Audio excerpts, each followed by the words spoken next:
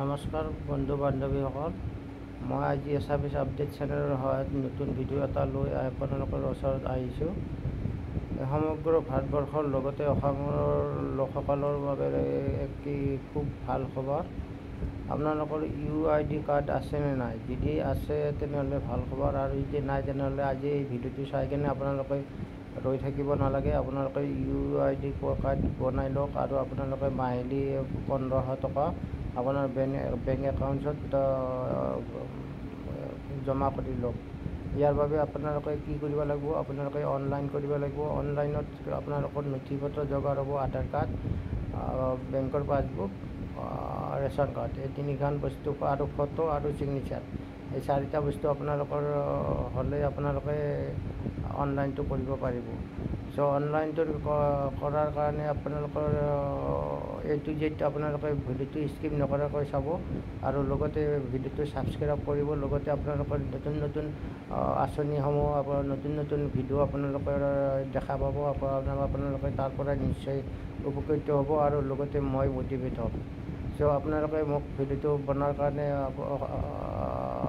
সহায় সহযোগিতা কৰিব আৰু আপোনালোকে ভিডিঅ'টো কোনো হাই হ'লে নকৰাকৈ মনোযোগেৰে আপোনালোকে ভিডিঅ'টো A to Z চাই ল'ব। স্কিপ নকৰাকৈ চাওক।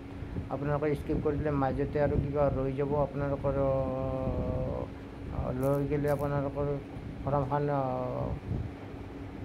শুদ্ধ কৰি ফিল আপ নহ'ব। নোহোৱাৰ পিছত আপোনালোকে UID কাৰ্ডখন আপোনালোকে লাভ কৰিব নোৱাৰিব। চ' UID কাৰ্ডটো লাভ কৰিব লাগিলে আপোনালোকে গুগলত আপোনালোকে UID কাৰ্ড ক্লিক কৰিব লাগিব। আপোনালোকে ক্লিক কৰি চাৰ্চ কৰিব লাগিব। আপোনালোকৰ ইয়াত আহি গৈছে UID, ইয়াত আপোনালোকে ছিলেক্ট কৰিব লাগিব। ইয়াক ছিলেক্ট কৰাৰ পিছত আপোনালোকৰ এনেকুৱা এখন ইণ্টাৰফেচ আহিব। আপোনালোকে এইটো 3 ডটত যাব, যাই কিনে এইটো ডেস্কটপ মোড কৰি ল'ব। লোৱাৰ পিছত আপোনালোকে ইয়াত এপ্লাই নাও ইউনিক ডিজেবিলিটি UID কাৰ্ড, ইয়াত আপোনালোকে এপ্লাই নাও কৰিব। এপ্লাই নাও কৰাৰ পিছত আপোনালোকে এনেকুৱা এখন ৰেজিষ্ট্ৰেশ্যন ফৰ্ম আহিব। ৰেজিষ্ট্ৰেশ্যন ফৰ্মত অহাৰ পিছত আপোনালোকে ইয়াত আপোনালোকৰ নামটো আপোনালোকে এণ্টাৰ কৰিব লাগিব। চ' মই নামটো এণ্টাৰ কৰি দিছোঁ। তাৰপিছত আপোনালোকৰ ফাদাৰ নেমটো এণ্টাৰ কৰিব লাগিব। তাৰপিছত আপোনালোকৰ মোবাইল নম্বৰ এটা দিব লাগিব।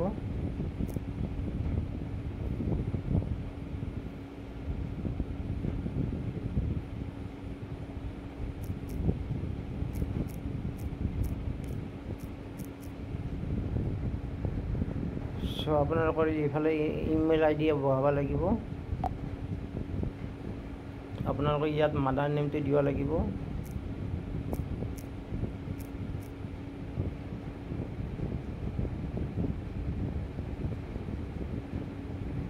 তাৰপিছত আপোনালোকৰ ডেট অফ বাৰ্থটো দিব লাগিব। ডেট অফ বাৰ্থটোৰ কাৰণে আপোনালোকৰ কোনো নিৰ্ধাৰিত সময় নাই, নিৰ্ধাৰিত বয়স নাই। আপোনালোকে 1 বছৰ 2 বছৰৰ প্ৰায় আপোনালোকৰ এই UID কাৰ্ডটো লাভ কৰিব পাৰিব। ইয়াৰ কাৰণে কিন্তু আপোনালোকৰ প্ৰয়োজন হ'ব মেইনলি আধাৰ কাৰ্ডখন। আধাৰ কাৰ্ডখন আপোনালোকে থাকিলে আপোনালোকে ইয়াত UID কাৰ্ডটো বনাব পাৰিব। চ' ডেট অফ বাৰ্থটো আপোনালোকে ক্লিক কৰিব।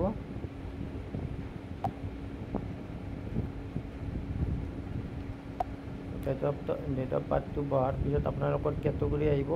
কেটেগৰীটো আপোনালোকৰ যি হয় সেইটো কেটেগৰী ছিলেক্ট কৰিব। তাৰপিছত আপোনালোকৰ জেণ্ডাৰটো ছিলেক্ট কৰিব। জেণ্ডাৰটো ছিলেক্ট কৰাৰ পিছত আপোনালোকৰ ব্লাড গ্ৰুপ যি আছে, ব্লাড গ্ৰুপটো আপোনালোকে ছিলেক্ট কৰিব।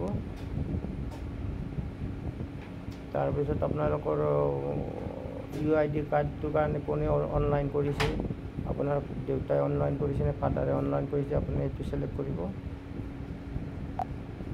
চ' ছিলেক্ট কৰাৰ পিছত আপোনালোকৰ গাৰ্জেন নেমটো আপোনালোকে লিখি দিব। গাৰ্জেন মোবাইল নম্বৰটো আপোনালোকে দিব।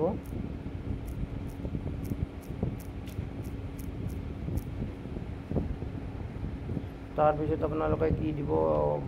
পাছপৰ্ট চাইজ ফটো দিব। পাছপৰ্ট চাইজ ফটো আপোনালোকৰ গ্যালাৰী সেকশ্যনত লৈ যাব। আপোনালোকে পাছপৰ্ট চাইজ ফটো দিব। তাৰপিছত আপোনালোকে সিগনেচাৰটো দিব।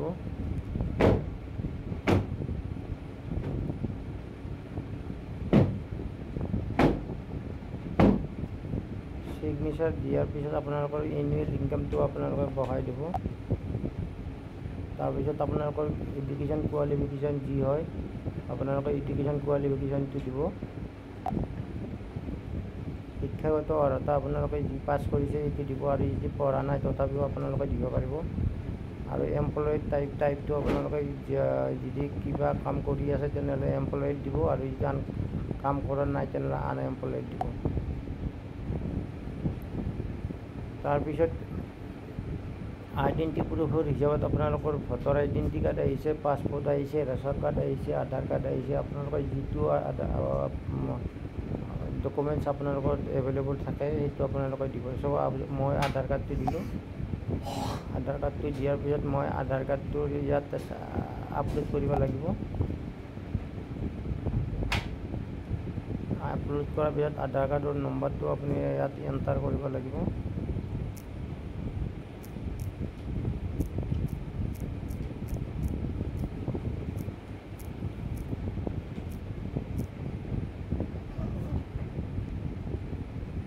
তাৰপিছত আই এগ্ৰিত ক্লিক কৰিব লাগিব।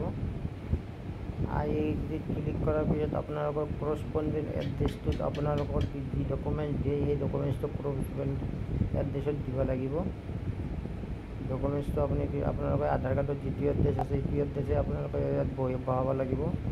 ভিলেজ টাউন আপোনালোকৰ যি আছে সেইটো দিব লাগিব। পোষ্ট অফিচ দিব লাগিব।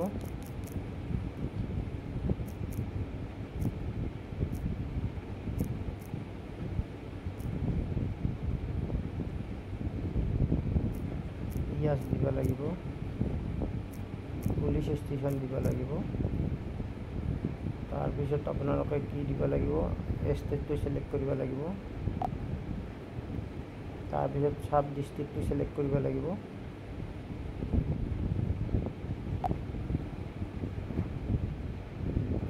ডিষ্ট্ৰিক্টটো চিলেক্ট কৰিব লাগিব। ডিষ্ট্ৰিক্টটোৰ পিছত চাব ডিষ্ট্ৰিক্টটো আপোনালোকে চিলেক্ট কৰিব লাগিব। চাব ডিষ্ট্ৰিক্ট চিলেক্ট কৰাৰ পিছত আপোনালোকৰ ভিলেজটো আপোনালোকৰ চিলেক্ট কৰিব লাগিব। ভিলেজটো চিলেক্ট কৰাৰ পিছত আপোনালোকৰ পিনক'ডটো ইয়াত এণ্টাৰ কৰিব লাগিব। পিনক'ডটো এণ্টাৰ কৰাৰ পিছত আপোনালোকৰ ডিজেবিলিটি টাইপটো আপোনালোকে চিলেক্ট কৰিব লাগিব। আপোনালোকৰ যি বিভাগৰ যিটো আপোনালোকে অক্ষম সেইটো বিভাগত আপোনালোকে দিব লাগিব।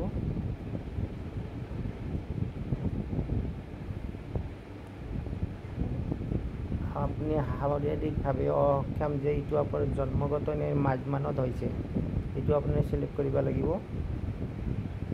চ' মই জন্মগত দিছোঁ।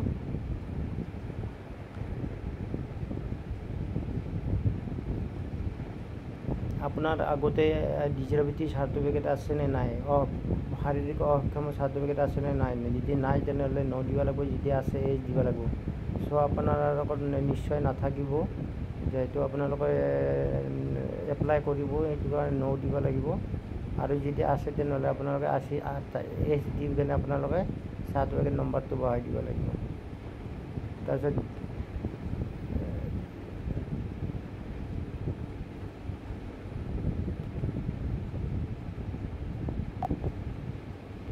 ডিজেবিলিটি ডিউটো আপোনালোকৰ এইটো ডিজেছটো দিব লাগিব।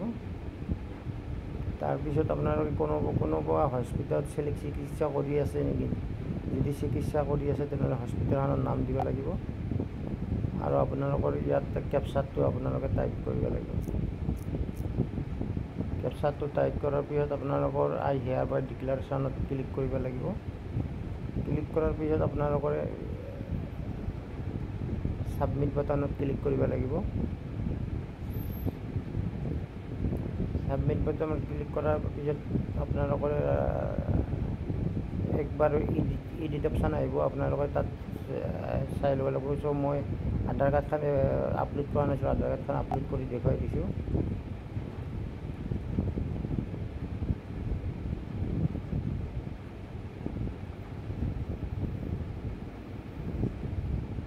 সাবমিট বাটনত ক্লিক কৰিব লাগিব, সেভ কৰিব লাগিব, সেভ কৰিব লাগিব।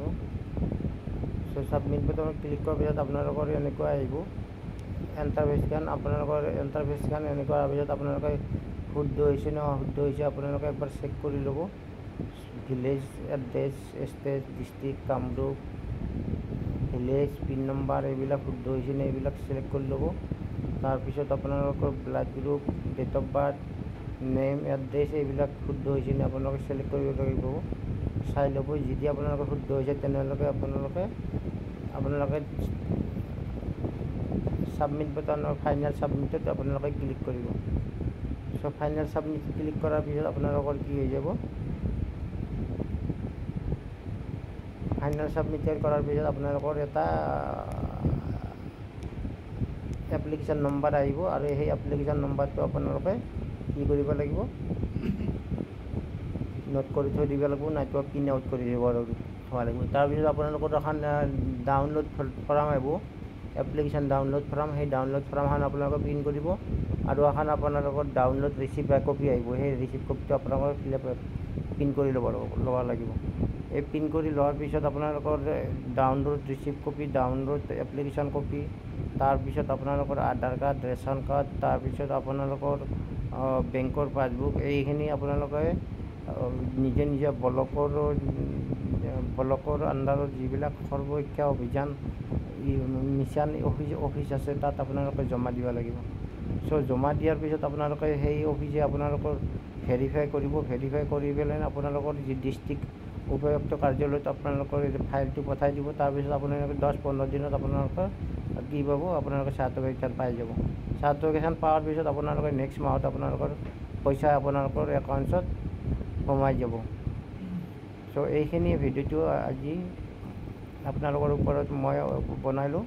সো আপোনালোকে ভিডিঅ'টো যদি নিশ্চয় ভাল পাইছে তেনেহ'লে আপোনালোকে ভিডিঅ'টো ছাবস্ক্ৰাইব কৰিব আৰু লগতে আপোনালোকৰ নতুন নতুন ইয়াৰ ভিডিঅ' পাবৰ কাৰণে আপোনালোকে মোক মটিভেট কৰিব, ছাবস্ক্ৰাইব কৰি ৰাখিব। আপোনালোকে নিশ্চয় আৰু আগলৈ নিশ্চয় আপোনালোকৰ উপকৃত ভিডিঅ' মই লৈ আহিম। তাৰ কাৰণে মই আজি এই ভিডিঅ'টো ৰাখিছোঁ। জয় অসম, ধন্যবাদ।